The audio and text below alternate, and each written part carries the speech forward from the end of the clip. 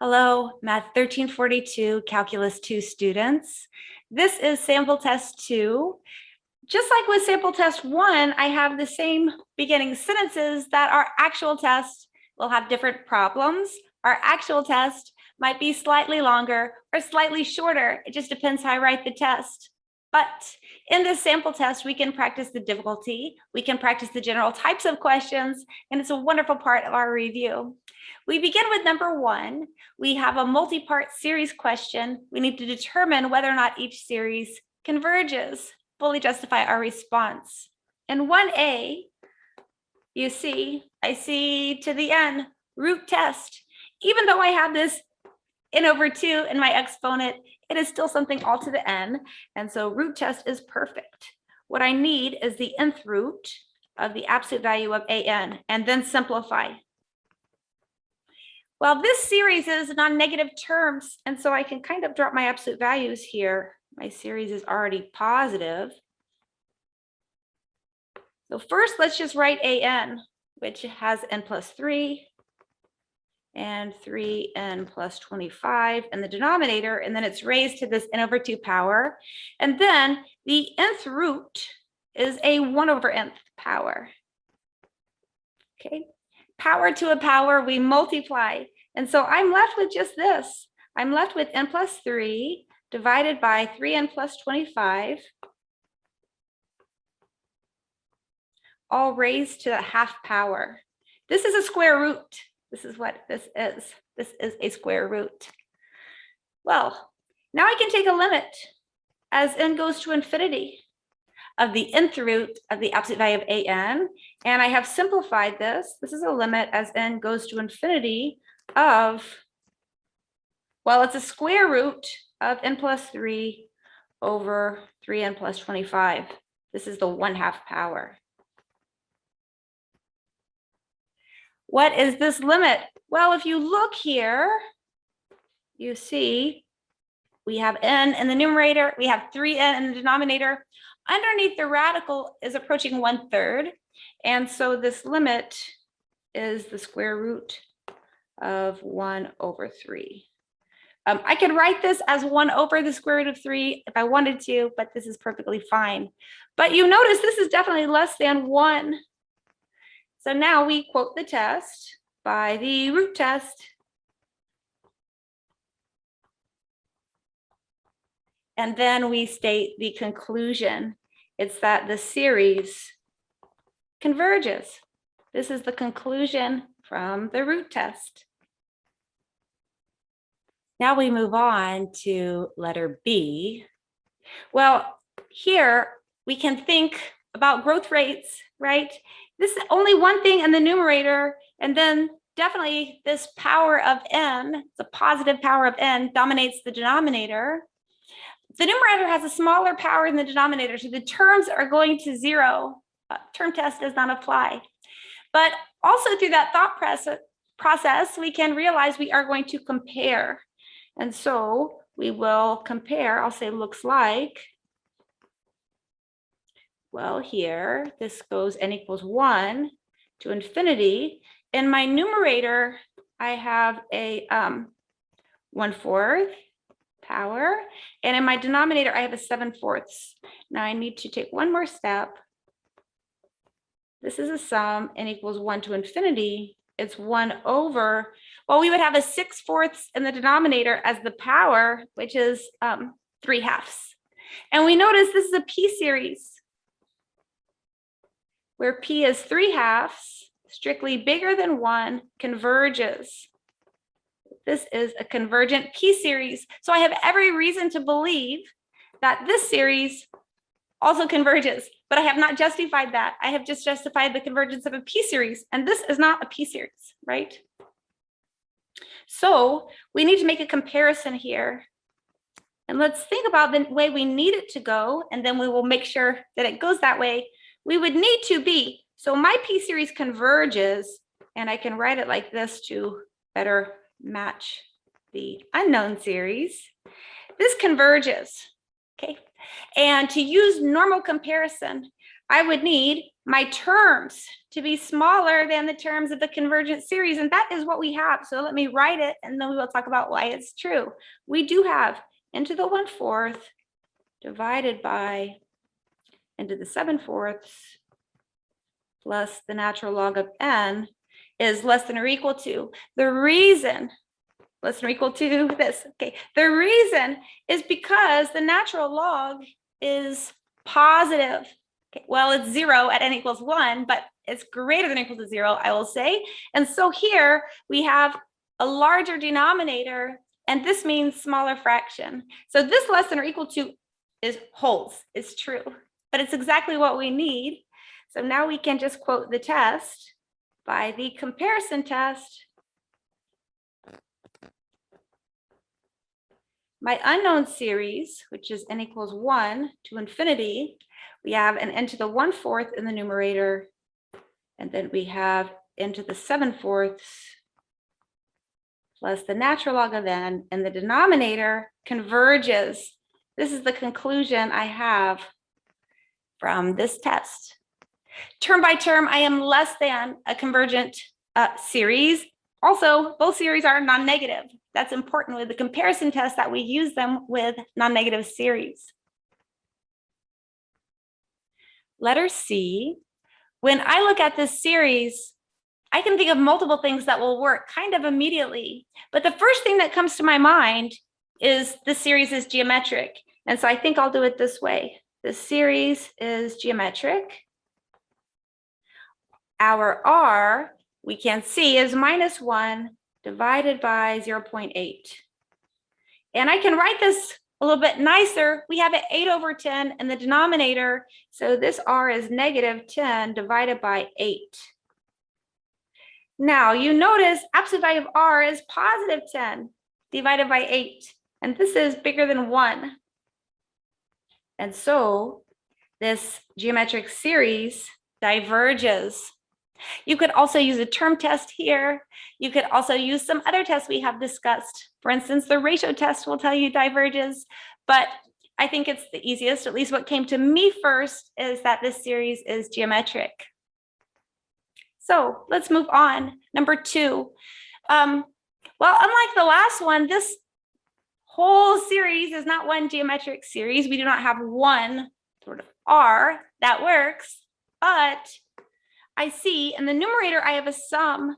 And so what I'm going to do is look at these two. So 1 will look like this, 1 to infinity. We have 3, and then 2 to the k over 5 to the k. This series is geometric. And now let's look at the other one. We have 3/5 to the k.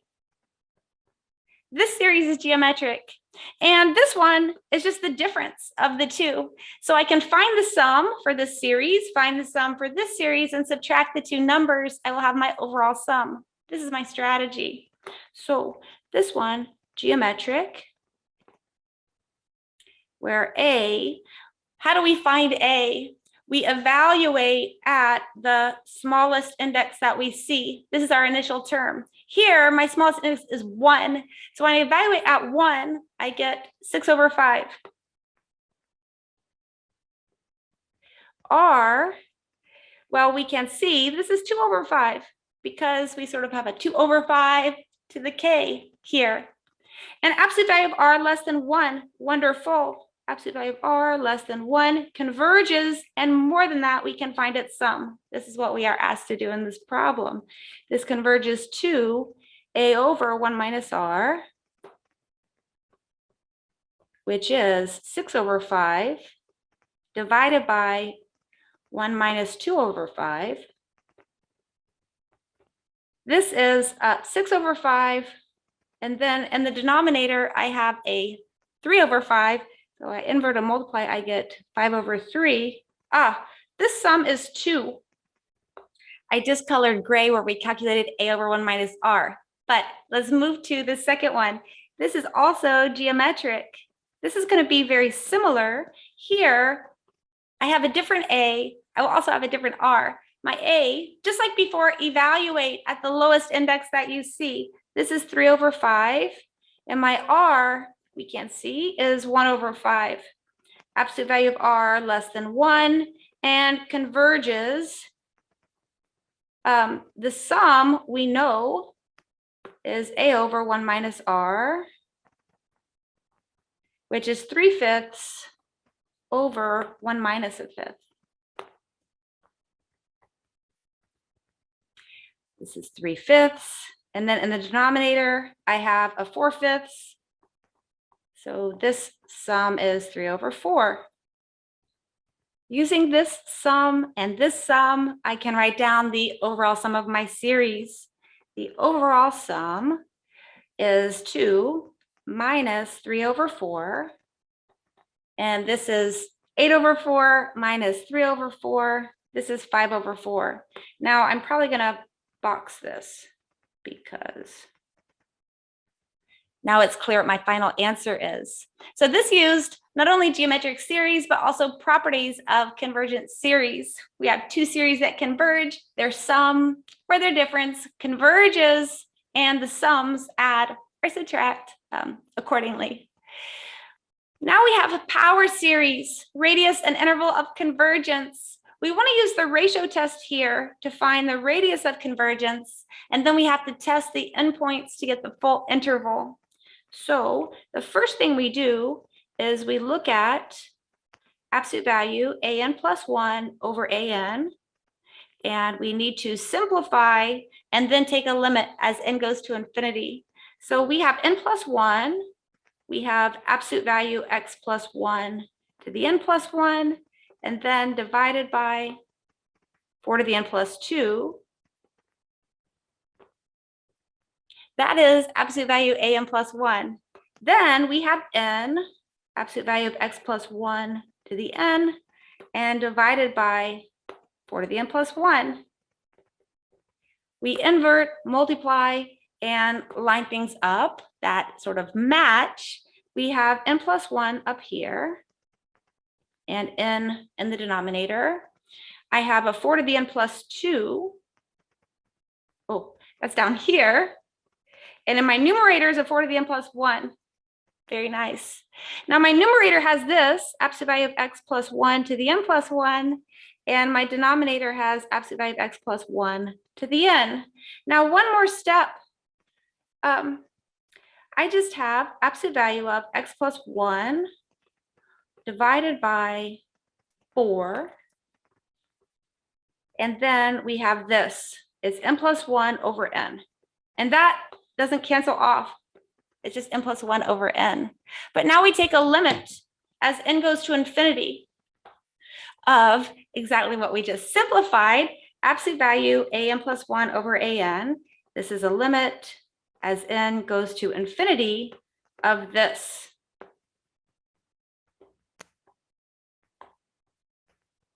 Well, you see this part, that's approaching 1. This part is approaching 1. And this is the only part that has an n in it. And what we are left with is absolute value of x plus 1 divided by 4. If you recall how the ratio test goes, we set this less than 1. And this is for convergence. This is using the ratio test, just as I said. But immediately we can spot our radius here. We just multiply through, say, or absolute value of x plus 1 less than 4. Okay, and so look, this is 4. We have figured this out already. We see it exactly here, but we don't yet know the full interval. What I usually do here is draw a number line. Okay, my center, my power series is centered at -1. And then we move out by the radius in each direction. So -1 plus 4 is 3. -1 minus 4 is -5. So far, well, here we have no idea. And here we have no idea. But we know here converges. And we also know out here diverges. And the final thing to do is we just test what's happening at each endpoint at x equals -5. What we must do is substitute -5 into our power series and then justify what's happening using a test for series. Also, we're going to need to do this at the other endpoint. So at x equals 3, we will put this into our power series and justify. At -5, I have a sum, n equals 1 to infinity. We have n. We have -4 to the n. And then divided by, we have 4 to the n plus 1. And I'll go ahead and write this at 3, and then we can simplify them and look at them together. So at 3, we have a sum, n equals 1 to infinity. We have n, 4 to the n, and in my denominator is a 4 to the n plus 1. This one simplifies to just n over 4. And this one, well, part of this, you see, -4 over 4 to the n is -1 to the n. But then we have one more 4 multiplied in the denominator. So what we have on this side is n equals 1 to infinity. We have -1 to the n over 4. One thing I mentioned in class, and it's definitely, you see now, and it's definitely important to keep in mind as you work problems yourself, you will always have something on one endpoint and then say -1 to the n times that are the terms on the other, and they're always related, so it helps to look at them together. I'm going to start with x equals 3. Well, these terms are growing without bound, so the limit as n goes to infinity of n over 4 is infinity, and so the term test here tells us diverges, but you see that also tells us what's happening at the other endpoint, because the limit as n goes to infinity, if we multiply -1 to the n times something that's growing without bound, this will oscillate. So d and e. Once again, term test diverges. So this power series diverges at both endpoints. Okay, let's go back to my picture. What we have is diverges, diverges. This is what we have justified. Now let's write our interval. Well, let's open and open, and it goes from -5 to 3. This was our radius and interval of convergence problem. We have motion in space. Number 4, we have a particle with position given here. You can see we have 3 components. This particle is in R3. And we want to find the total distance traveled. So as I was always saying in class, when you read these problems, you have to read, are you starting off with position or velocity? And secondly, do you want distance traveled or do you want displacement? Because the way you go about them is just different for depending on what you're starting with and depending on what you're asked for. We are starting with position. We want distance traveled. And so let's get started. The first thing I need to do is calculate the velocity, which is a vector. Well, I differentiate the first term, I get t squared. Differentiate the second, I have 2t. Differentiate the third, I have -t. This is my velocity vector. Next, we calculate the speed, which is the magnitude of the velocity vector. And we want to simplify such that we are able to integrate this. This is how we calculate total distance traveled. So this is t to the 4th, and then we will have a 4t squared and t squared. What you do is you take each component, square them, add them up. This is how we calculate the length of a vector, and the speed, as I said, is the length or magnitude of the velocity vector. Now I need to work to simplify this so that I may actually integrate. This we have t to the 4th plus 5t squared. And I want to factor out what's common to both terms, which is a t squared.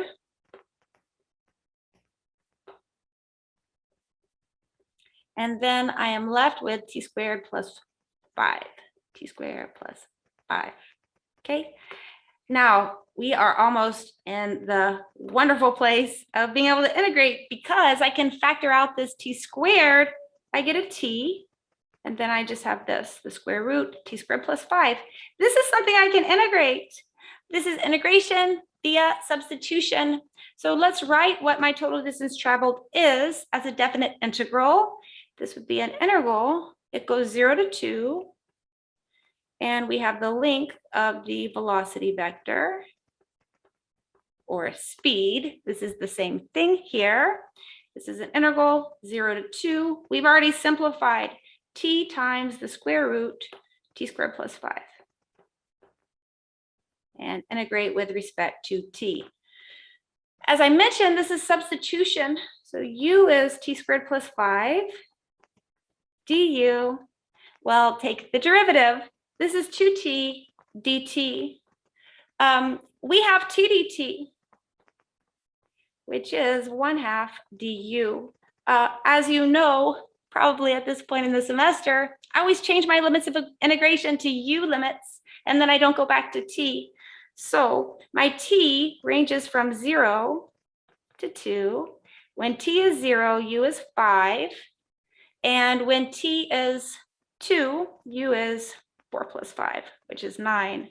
And this is my box of work for the substitution. Now let me change my integral to one entirely of u.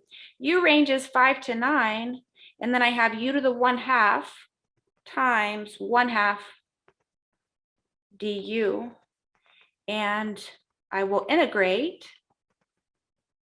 I will add a power. This will be 3/2. And when I divide by 3/2, I get a 2/3. And then we evaluate between 5 and 9. This is 1/3. And then we have 9 to the 3/2 minus 5 to the 3/2. And this is exact. I mean, it's fine like this. Really, I could make one more step maybe, but it's fine to leave it like this. 9 to the 3/2 is 27, but this part I'll leave as is. And this is our exact answer. We do not want to put this in a calculator and do some decimal, not want to ask for an exact answer. So this is the end of number 4. Number 5, determine whether this series converges absolutely, conditionally, or diverges. And you notice this is an alternating series.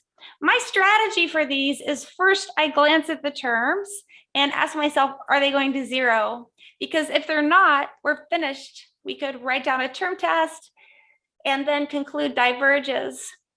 But here, my terms are going to 0. So term test is not going to help me here.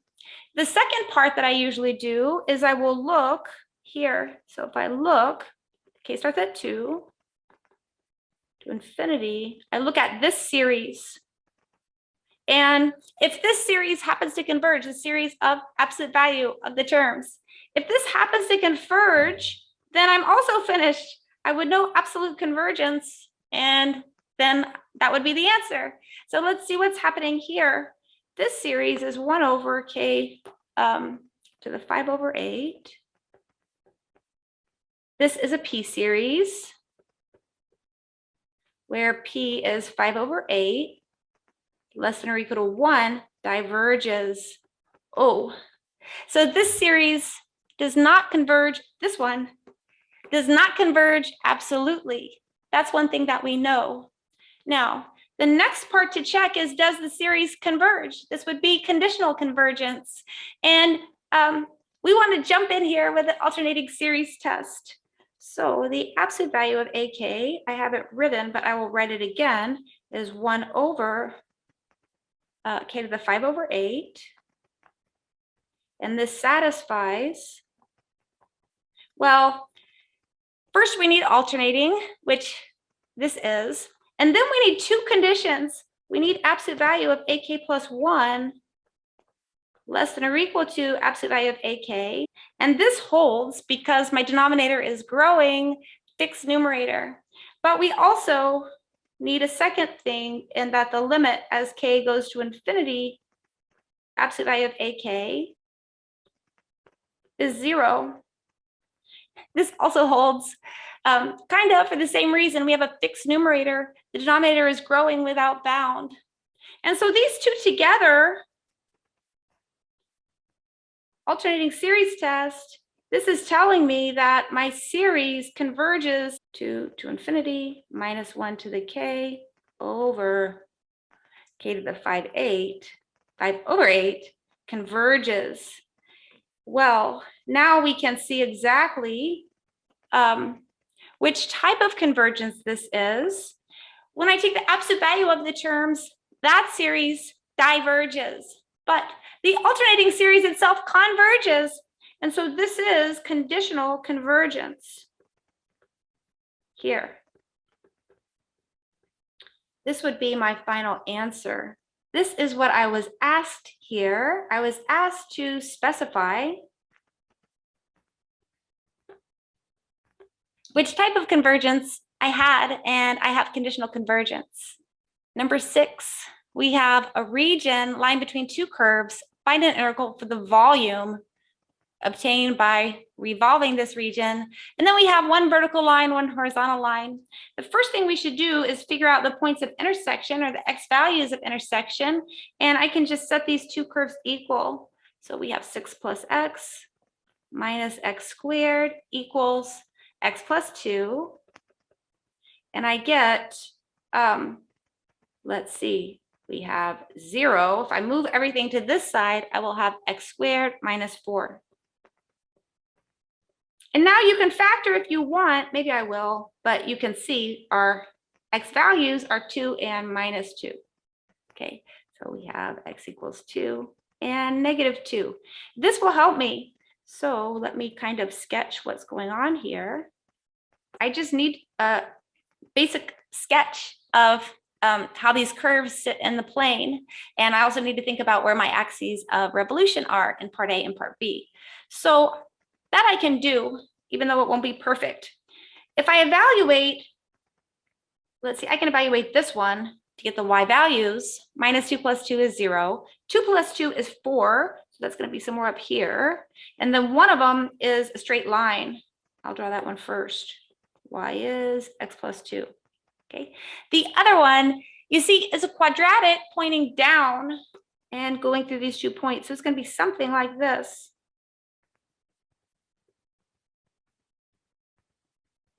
Doesn't have to be perfect, but you can more or less understand the shape of the region. Now, I will say both of these I'm going to do with respect to x. So let me draw a little representative rectangle with thickness delta x. Thickness delta x. Okay. I'm going to copy this picture right now before I do part A, because I'm going to do the exact same region in part B. The only thing that changes is what I'm revolving about. There we go. Now, part A, we are revolving about the x-axis. So let me make that clear in my picture. Part A, this is my axis of revolution. If you stare at my representative rectangle and the axis of revolution, this is perpendicular to the axis of revolution. And this means this is going to be slicing. And so this will be washers here, and I'm going to integrate with respect to x. So with respect to x. What I need for this is I need a capital R, I need a little r. Once I have this, I can immediately write down my integral. In fact, I know my limits of integration. I've already solved for them.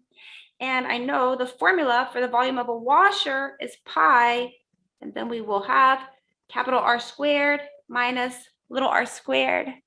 Okay, but let's get to this.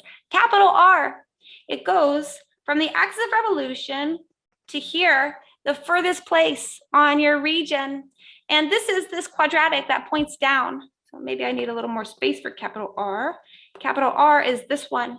It's 6 plus x minus x squared.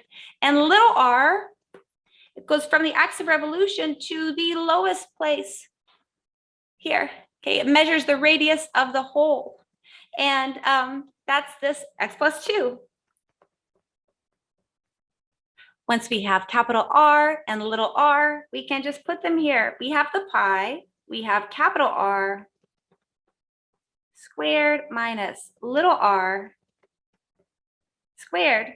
And this is the volume. Well, this definite integral calculates the volume of the solid.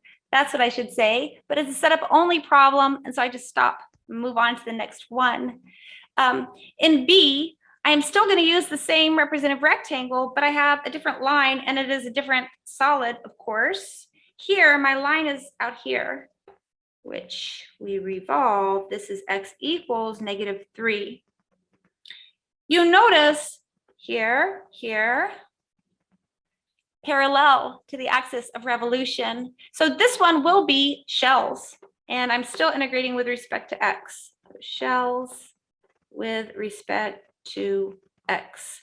What I need for shells is r, and I need h, and then I can write down my integral. It will still range over the x values of my region, and for shells we have 2 pi, and then r, h, and then we will have our dx. So maybe I'll do the h first because it's a little easier. If you think about what's happening here, this is going off my iPad, but it's going all the way around. Okay, go here, here, like this. This is what's making this shell. And so the height of my shell is just the height of my region. And to get this, we take upper minus lower. So the h is upper minus lower. And you notice this is 4 minus x squared. Okay, what about the r? Well, really underneath this, we have a little x sitting, okay? And the r goes from the axis of revolution out to this x. What is this length? And we see it's x minus -3. So r is x minus -3, which is x plus 3. And so now I can finish my integral. We have 2 pi r, h, and dx. And this is the answer in letter B. Now we move on to the very last problem. We are given velocity of a particle. This goes back to kind of the last example where I was saying you have to read what are you given. Here it's velocity. What are we trying to find? And here it's displacement. Okay, velocity is a vector. This is in R3. Displacement will be a vector. And we get displacement by integrating velocity. So we integrate 0 to pi over 2 of the velocity vector. How do we integrate a vector? Well, we integrate vectors component-wise. We add vectors, subtract vectors component-wise. We differentiate vectors component-wise. They are lovely like this. And so I am integrating sine of 4t, 3 cosine t, and 4t cubed between 0 and pi over 2. So these are ones I can just write down antiderivatives for.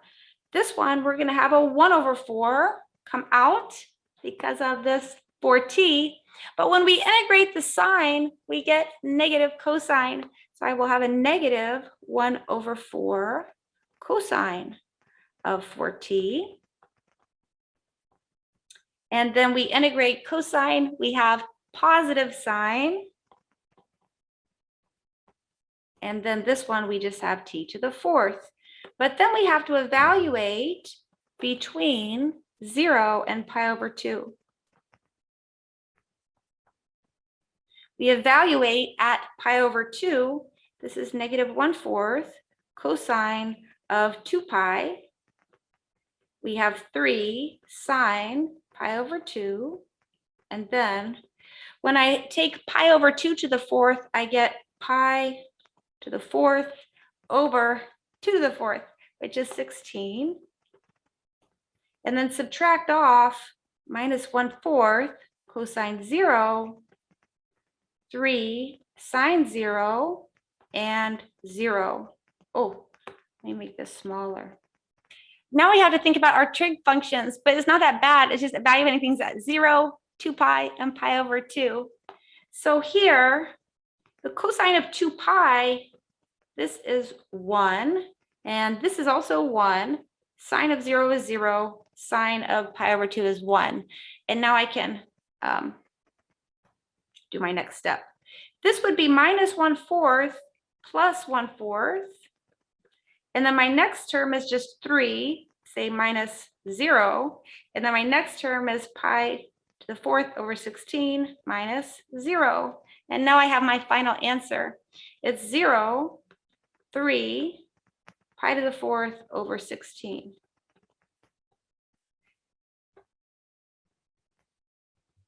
This is a vector, and this is my displacement vector. So this is the end of sample test 2. I hope this extra review was beneficial or will be beneficial for you. Thank you all so much. Good luck on the test.